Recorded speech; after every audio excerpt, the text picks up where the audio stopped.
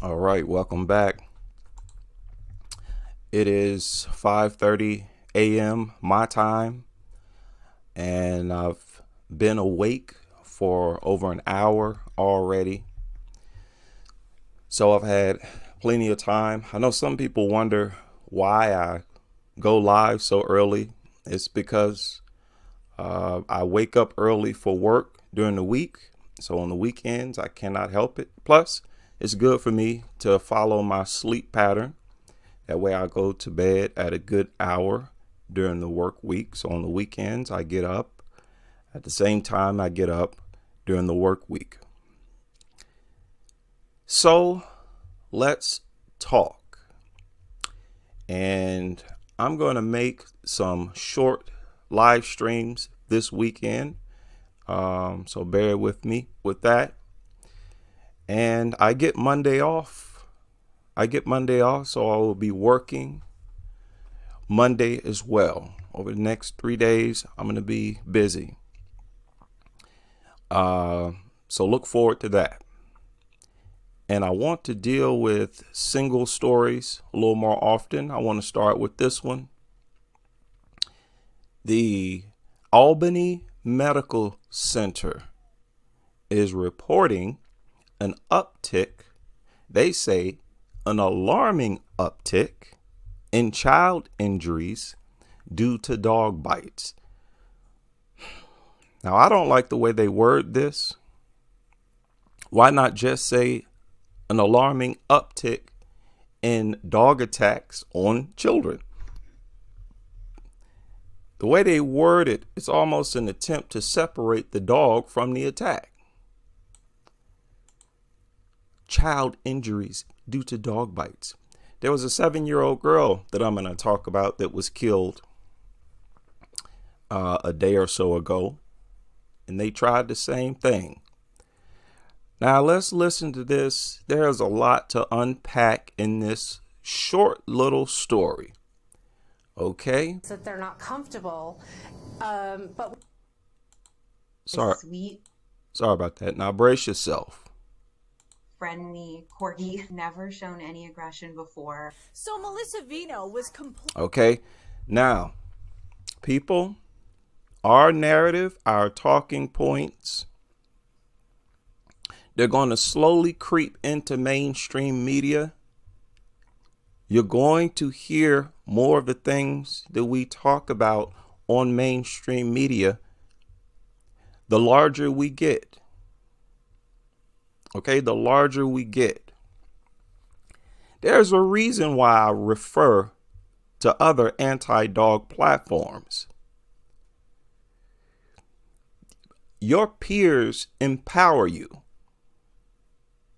Your peers empower you.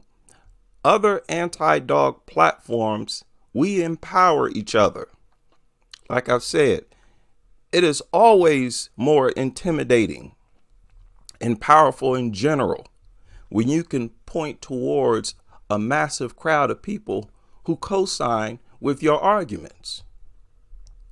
You're much better off making it known that you're far from alone.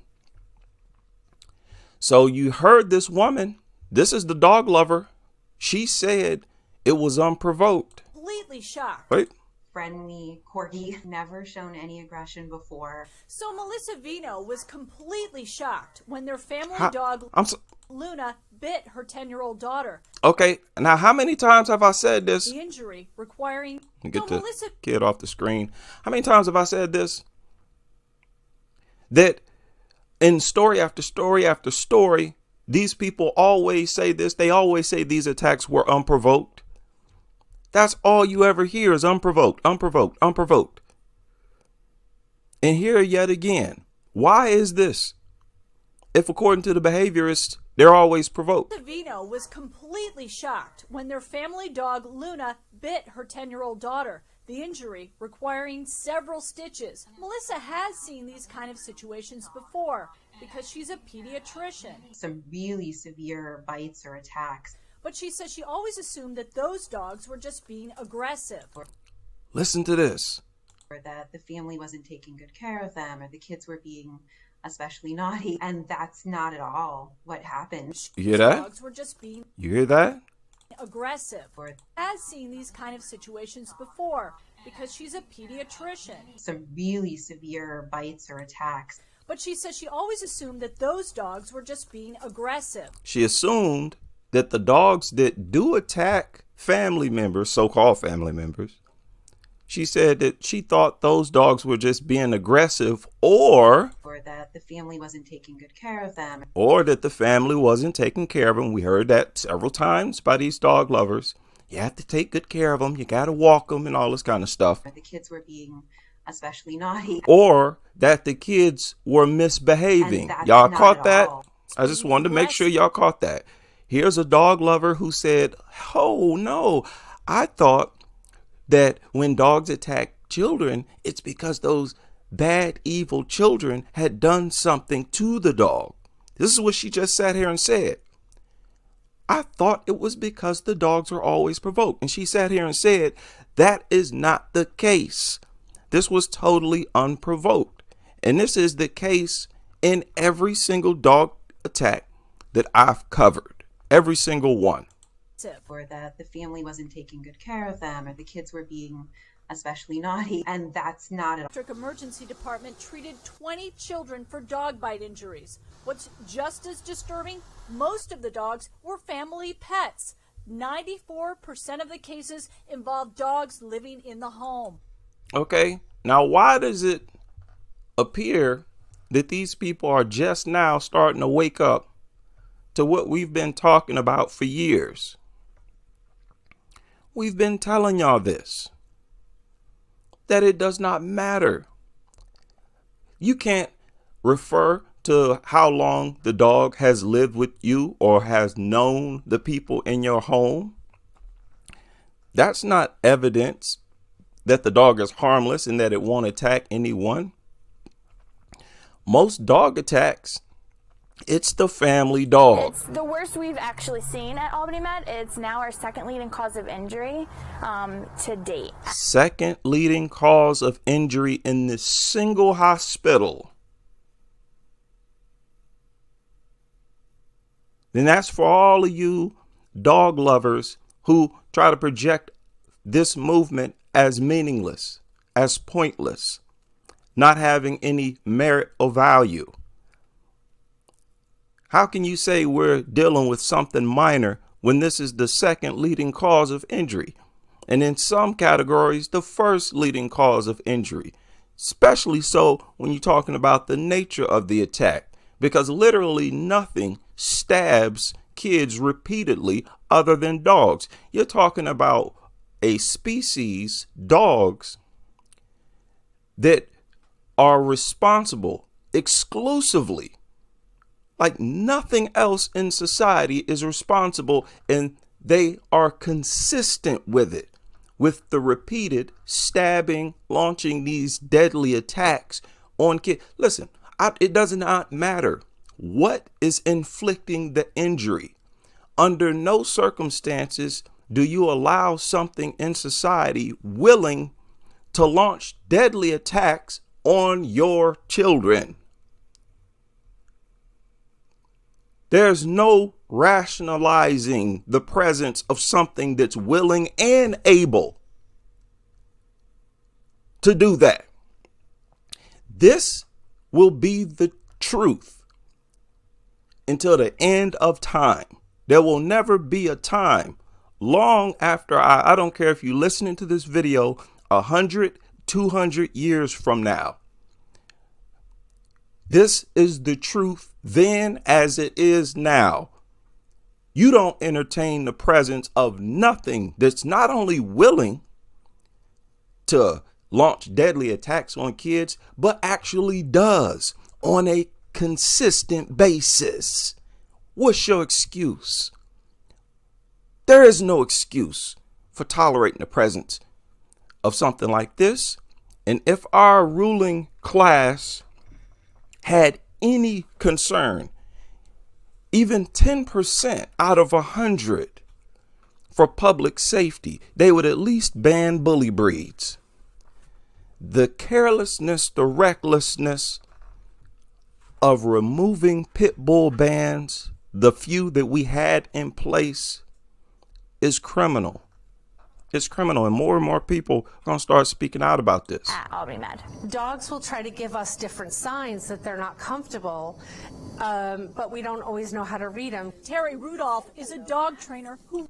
And of course, they had to bring in a dog lover who is also a dog trainer. So now they're trying to clean up the image of dogs. Oh no, this mother and dog owner, dog lover, said that dogs do provoke unprovoked. Okay, the mother just sat here and said, no, this was totally unprovoked, and I can't believe it. So that made dogs look bad. They're like, oh no, we have to try to clean this up. Let's try to clean this story up. So they bring in a dog lover and trainer who comes in and tries to say, well, it's your job to notice the signs. So the attack happened because you as a parent, you failed to see the signs that the dog give you. The dog is not just going to attack you. It's going to give you signs because it loves you so much. The dog loves you so much. So it does certain things before it attacks, and you simply failed. So it's your fault. The craziest argument you ever want to hear. As if you not seeing these signs was actually the cause of the attack. The cause of the attack was the dog wanting to attack. How dare you include this woman in this talking point in with this story about this girl who was attacked unprovoked and had her face mutilated? So disrespectful, these people. Works with families. She teaches parents and kids to recognize that We don't always know how to read them. Terry Rudolph is a dog trainer who works with families. She teaches parents and kids to recognize the signs that a dog is stressed before they bite. Low tail wags, freezing, body freezes. See? Ain't this pathetic at this point? At this point, these people sound pathetic. And this is the kind of pressure I want to put on these behaviorists. Pressure of putting a mirror in front of you. This sounds ridiculous at this point. You've never heard of anybody intercepting or preventing a dog attack because they saw the signs first. These signs that she's talking about, they take place within a split second, a fraction of a second. The dog will freeze for 1 second and then attack. I showed that video, that German Shepherd. It folded its ears down it folded its ears down as it started attacking. You don't have no time between when they first show these signs and the time when they attack. You have no time. This is what the actual reports are proving. The actual footage is proving. All you behaviorists, there's no way around it. You sound like idiots with this talking point. Y'all need to just drop this narrative of, well, there are signs. Well, you didn't see the sign. Just shut up with that. And let's deal with the dog itself as a safety hazard. The dog will stay really still, or they may turn their head away, but just kind of look up with the whites of their eyes. Turn head away and look up with the whites of their. These goofy mutts, they do that all the time because they're always moving their head from side to side, up and down, left, right. They're always moving their goofy eyes all over the place. Woman, what are you talking about? She act like these things are some of those docile and well-mannered creatures on earth, like they behave in a stable manner. No, they don't. You don't see no mutt just sitting there. They're always moving and breathing and looking and moving. What are you talking about? These people sound insane, and they're scary. These are the professionals. Melissa says their dog Luna also gave her children signals too, Like that she probably didn't want to wear a sweater. And they were convinced that they needed to keep her warm, and they were trying to help her. They've now signed up for sessions with the trainer. Because Y'all hear that? we love our dog. The circumstances weren't good. Like that she probably didn't want to wear a sweater. Now, in their attempt to clean this up, they want to blame something somehow other than the dog. So their bright idea was to say that the dog attacked the girl because the dog did not want to wear a sweater. Okay, so how long after they put the sweater on the dog did it attack? That don't make no sense, no way. Why would a dog care? You see how they're bending over backwards, reaching for straws, for anything? Oh, it wasn't the poor dog's fault. Those evil humans put a sweater on it. It's literally a part of their culture to put shirts and clothes and all kinds of crap on these things. They have a leash on them as well, tied around their neck. If they attack somebody, are you going to point towards that as the cause? Well, the dog probably didn't want the leash around its neck. Boy, I tell you, these goofballs, they have no idea how silly they sound. But hey, I'm doing my part and I'm trying my best to bring attention to how silly they sound. Now, shout out to everybody in the chat room. If you missed the early part of the stream, I pointed out that this weekend, over the next 3 days, I'm going to make several short live streams. This is one of them. Hope you like and share. And I look forward to a weekend of important topics with you all, and very much appreciate your feedback. We're going to also do the birthday shout outs. I'm going to integrate that with some real crazy stories, dog stories. Those of you keep up with the news, you know full well that there's a whole slew of stories that surfaced within the past, say, 3 days. It's really unbelievable. So I'm going to deal with that, get to all that, and hope you all are able to join me as we continue with this crusade.